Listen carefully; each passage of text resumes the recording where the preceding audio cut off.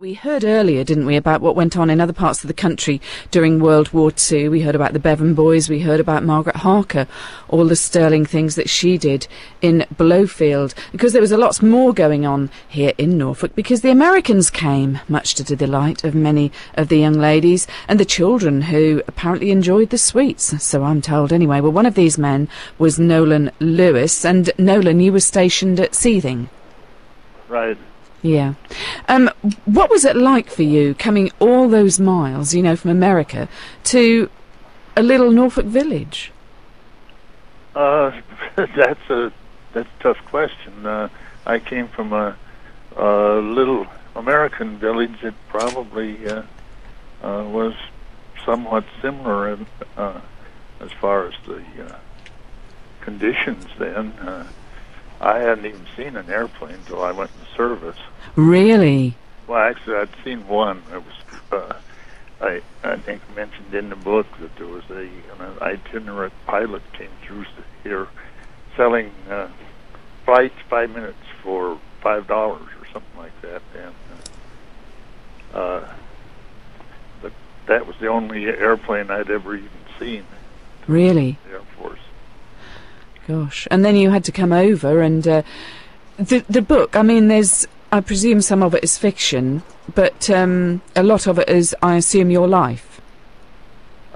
Pretty much, yeah.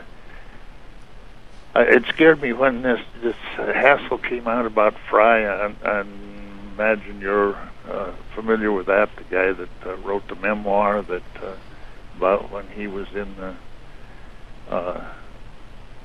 the nut house, I guess you'd call it, and all of the things that happened to him, and it turned out that he wasn't ever in any of this, and so right. I decided that I didn't want to call it a memoir and have somebody come out of the woodwork. Right. But you wrote about there was one time a plane you were in got hit. Was that fiction or is that fact? That particular piece. I still carry some of the stuff, some pieces of that airplane work out of my arm every once in a while. Really? Yeah. And the plane got hit, and you then had to apparently take over, and you'd never piloted a plane before, but you had to go and. No, I was a co-pilot, which is right. You just fly on the right side instead of the left side with the co-pilot. That was no. I had flown the left seat probably more than the right seat in the training. I had several hundred hours in the left seat. But you had to bring that plane in then by yourself, and because you know you sort of say that, you know, lots of pilots have nightmares and this sort of thing. I mean, do you think that was a common thing amongst the people that you knew? Probably. I can only speak for myself. Yes. They're still around, not bad anymore, but they're still around. Yeah. Because you didn't like the idea of mascots on the plane, did you? I mean, so many of them. That's what we tend to know about, isn't it? The mascots on the planes, you know, all painted ladies and various things. You weren't too keen on that for a particular reason, were you? I don't know. Everybody had their belief, their superstitions.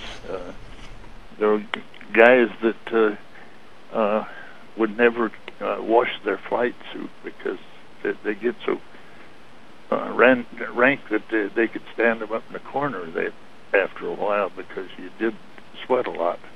And guys thought that it was unlucky to wash their flight suit. I guess my hang-up was just putting a name on an airplane, made it so that it was noticed more, and they picked it out. But that, I mean, it really couldn't have been true because you couldn't read that name or see that name from as far away as they were shooting. No, but that was just something that you had. Do you know, Nolan, we've had a lady sent me an email, and she said she was really interested because her mother, called Mrs. Vines, used to run Ye Old Tailor Shop in Seething, and there are some names that she remembers. I don't know if they would mean anything to you if you were around at that time. David Frank, Bobby Swim, and Edgar West. Not really. That's 60 years ago. Yeah. I'm not. A lot of the guys came back and joined organizations. Tried to stay in touch, but I never really went in for that at all. I don't know why, but I just sort of wanted to forget it all. Right. I didn't. I started writing this book back about late 80s, I guess. About 15 years getting it noticed by anybody. All the publishers tell me that nobody was interested in Second World War stories at that time. So, but you've done it now, and well, it's lovely to talk to you. It's a very faint line, I'm afraid, but we are speaking to you from the United States of America, aren't we, Nolan? It's a very, very faint line, but it's lovely to have you on the programme this afternoon. I know many people are interested in your story, and you've written it. You've called "Clouds Are Always White on Top," and it's the story of an American airman based at Seething during the last war. Yeah. Well, thanks ever so much for joining us, Nolan. It's been an absolute delight to talk to you. Well, and thanks for talking to me. Yeah, sorry that the line is so very, very faint there from America, but if you'd like to read the book, I have got some copies to give away on the programme this afternoon.